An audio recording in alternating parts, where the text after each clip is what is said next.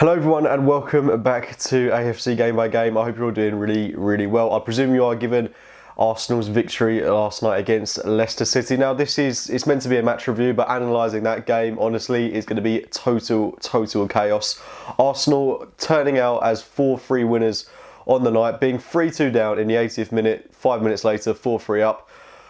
The Premier League is back and I couldn't be happier. To win a game in that fashion on the opening day of the season is absolutely glorious, but it would be very naive of me to not look at Arsenal's problems as well, because there were quite a few of them, especially in the defensive department. To concede 3 at home to Leicester certainly isn't favourable, but as I say, on the night, 4-3 win. We've won on the opening day of the season, something we very rarely do nowadays. So a great achievement, and I hope that this spurs us on into that game next weekend against Stoke City, and I'm excited. I am honestly excited this season. The attacking prowess I saw from Arsenal, to see the influence that we had off the bench from Olivier Giroud and Ramsey, 2 substitutions that absolutely changed the game. It would be ludicrous to not be excited by this Arsenal team. The players we've got, the capabilities we've got within this team, I just hope the squad is managed correctly. We bring in the correct players. I'm adamant that we need another midfielder, possibly, judging by last night's performance, another centre half. So we do need additions in this team if we are to compete for the title this season. But as I say, very exciting times for Arsenal, and on the night, very good win given the circumstances of being 3-2 down with just 10 minutes to go. As well as that, got to give props to Leicester. I thought they certainly blew me away. I wasn't expecting them to be as good as they were. Admittedly, they did only have 30% of the possession, but Craig Shakespeare building a very good team. Recently brought in Harry Maguire for 17 million. I think he looks like a snip in today's market. Jamie Vardy looks very powerful going forward, scored a brace, looks as energetic as ever. And then they brought in Iheanacho, who came off the bench and didn't really do too much, but they're certainly building an exciting team, and it would be unfair to not give them praise on the night, because they've gone to the Emirates, they've scored 3 goals, given us a run for our money, and might feel a bit hard done by that they haven't come out of the game on top. So yeah, just before I put it out there, Leicester certainly look to be an exciting team this season. I don't think they're going to be flirting with relegation in the manner that they did last season. But let's focus on Arsenal. When I first saw that team, Xhaka Elneny in the midfield, I think we all predicted that's what it was going to be. But that back 3, oh my God, that back 3 was... it was so poor. Rob Holding, right centre-back, Nacho Monreal at the heart of a back 3, and then Kolasinac at left centre-back. That is subpar, really subpar. Nacho Monreal was unbelievable in the Community Shield game against Chelsea, and maybe Arsene Wenger thought it was a great decision to put him in at the heart of a back 3, but for me, there is barely any height, barely any strength in that back 3, apart from Kolasinac, who we all know is a beast, isn't the most powerful in terms of aerial ability. Even though he scored that heading goal, he's not the tallest player. There was a lack of height in that back 3. Rob Holding didn't have a particularly great game last night. I do feel bad for him playing with 2 left backs in a back 3. And just the fact we're playing with 2 full backs in our defence is just asking for trouble. And it's no surprise that we conceded not 1, not 2, but 3 goals yesterday. Really poor defence from Arsenal. The only reason that I'm not too worried about the defence with those 3 players is because we're going to have Mertesacker coming back. We're going to have Koscielny coming back after his suspension. We've still got Mustafi. We've still got Gabriel. Where was Chambers yesterday? It seems that he could well be on his way out of Arsenal Football Club, given that he wasn't even given a sniff yesterday in the Arsenal team, which I think for me is very surprising. I'd much rather have had him in the back 3 as opposed to someone like, I'd much rather have played Kolasinac as a left wing back yesterday. I thought Oxlade-Chamberlain had a rather typically Oxlade-Chamberlain game, did very well at getting past players, but then his end product was very poor. But I mean, just to have played Kolasinac where he's better, I think that's something that we can't be doing this season, playing players out of position, because we've done it time and time again. So for me, no doubts I'll be playing Kolasinac left wing back week in, week out now, and then having a back 3, something like Monreal, Koscielny, Mustafi. I think that's going to be our strongest back 3 this season. But then to have options like Gabriel, Mertesacker, Rob Holding, we've got a lot of strength in depth there. So maybe a defender isn't Arsene Wenger's top priority, but to again have all those options, but to yesterday be lining up with 2 left backs in the back 3 is classic Arsenal. But thankfully it hasn't cost us too much on the night. Just defensively, we definitely need to wise up.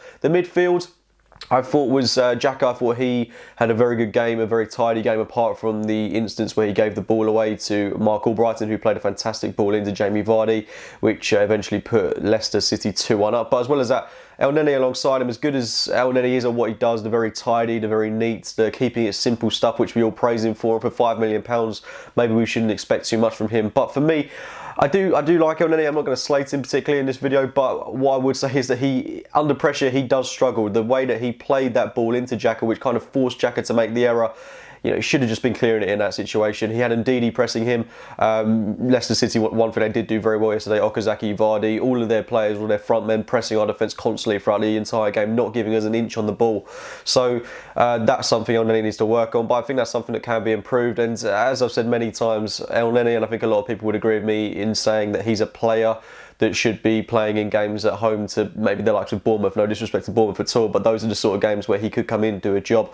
But Aaron Ramsey proved yesterday why he's a first choice regular in this Arsenal team. Him and Xhaka, that's the long-term midfield partnership for me. The goal Ramsey scored when he came on, absolutely brilliant.